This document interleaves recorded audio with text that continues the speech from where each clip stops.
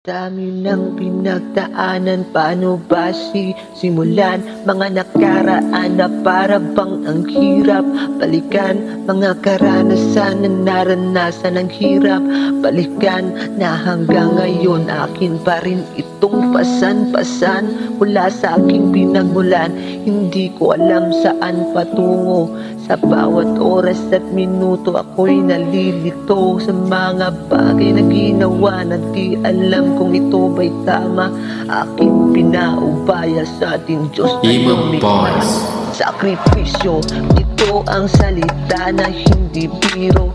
Kailangan magsumikap dahil lahat ay obligadong gampanan. Ang pagsubok na bigay ng may kapal, mga pagsubok araw-araw na kailangan lampasan.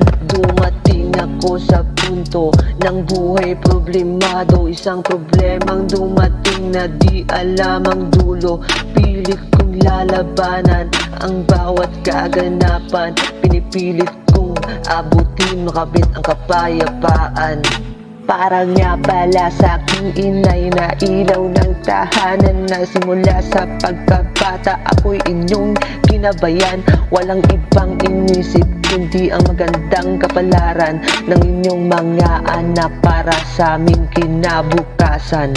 Aking inay, inyo pa bang naaalala ng nga nagawa mo sa amin simula sa pagkabata? Habang pagod na kumakayod, halos magkandara pa, maibigay lang ang kailangan ng bawat isa. At sa aking ama naman na haligi ng tahanan, gigising araw-araw kahit mayroong karamdaman, pipilitin ang sarili para sa aming kaligayahan na tinatago ang sakit at puot ng kahirapan. Magulang ko, sana po ako ay inyong patawarin sa tagal ng panahon. Akin itong kinikimkim simula noon at hanggang ngayon. Ako'y sakit sa ulo, sisikapin kong magbago para makabawi sa inyo. Sa pagkakataong ito, ako'y humihingi ng tawad at magpapasalamat dahil namulat sa realidad ng